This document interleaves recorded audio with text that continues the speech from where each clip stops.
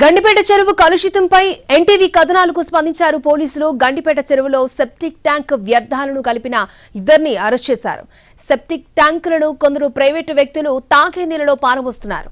మోరీల్లో పారాల్సిన నీళ్లు ఎక్కడో ట్రీట్మెంట్ చేయాల్సిన వ్యర్థాలు, అది కూడా మానవ విసర్జితాలు. ట్యాంకర్లు మనుషులు తాగే నీళ్లలో కలుపుతున్నారు. నిత్యం ఇలాంటి ట్యాంకర్లు ఎన్నో గండిపేట ఫుల్ ట్యాంక్ లెవెల్ దగ్గర అన్లోడ్ చేస్తున్నారు. ఇదంతా చాలా రోజులుగా సాగుతున్న వ్యవహారమని అక్కడి జనం అంటున్నారు. Osman Sagar section full tank level 428వ పాయింట్ దగ్గర వ్యర్థాలను పారబోస్తున్నారని స్థానికులు చెబుతున్నారు. నేను బండి ఆపిన వీళ్ళు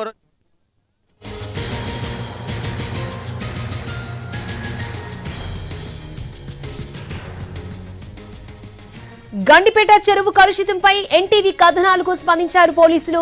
గండిపేట చెరువులో సెప్టిక్ ట్యాంక్ వ్యర్థాలను కలిపిన ఇద్దరిని అరెస్ట్ చేశారు. సెప్టిక్ ట్యాంకులను కొందరు ప్రైవేటు వ్యక్తులు తాగే నీళ్లలో పారబోస్తున్నారు. మోరీల్లో పారాల్సిన నీళ్లు ఎక్కడో ట్రీట్మెంట్ చేయాల్సిన వ్యర్థాలు, అది కూడా మానవ విసర్జితాలు. ట్యాంకర్లు మనుషులు తాగే నీళ్లలో కలుపుతున్నారు. నిత్యం ఇలాంటి ట్యాంకర్లను ఎన్నో గండిపేట ఫుల్ ట్యాంక్ లెవెల్ దగ్గర అన్లోడ్ చేస్తున్నారు. ఇదంతా చాలా రోజులుగా సాగుతున్న వ్యవహారమని అక్కడి జనం అంటున్నారు.